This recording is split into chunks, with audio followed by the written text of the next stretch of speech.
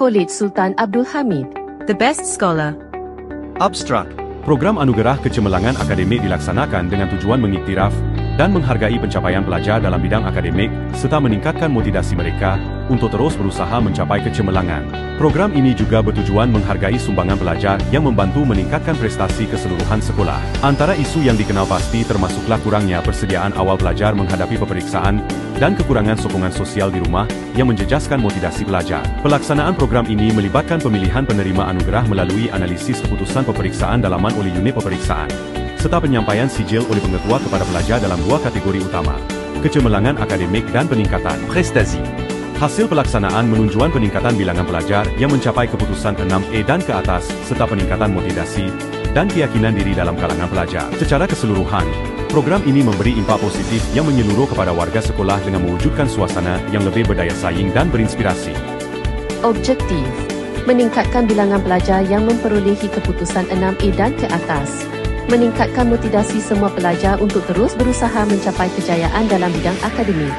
Menghargai sumbangan pelajar yang membantu menaikkan prestasi akademik. Isu: pelajar tidak membuat persediaan awal untuk menghadapi peperiksaan. Kekurangan sokongan sosial di rumah menyebabkan pelajar kurang motivasi untuk mencapai kecemerlangan akademik. Metodologi: Majlis Anugerah Pengetua bermula dengan peperiksaan dan berikutnya analisis unit peperiksaan. Seterusnya sijil anugerah akan diberikan kepada pelajar sewaktu Majlis Anugerah Pengetua dilaksanakan. Terdapat dua kategori bagi sijil anugerah tersebut iaitu kecemerlangan dan peningkatan. Dapat kita lihat perbezaan pertambahan dari peperiksaan pertengahan tahun kepada peperiksaan SPM yang sebenar. Impak: peningkatan jumlah pelajar yang mendapat keputusan 6A dan ke atas. Meningkatkan motivasi dan keyakinan diri penerima anugerah untuk terus berusaha mencapai keputusan yang cemerlang dalam peperiksaan sebenar. Rumusan: program ini menjadikan pelajar lebih bermotivasi untuk berusaha dengan lebih gigih demi mencapai kejayaan yang cemerlang.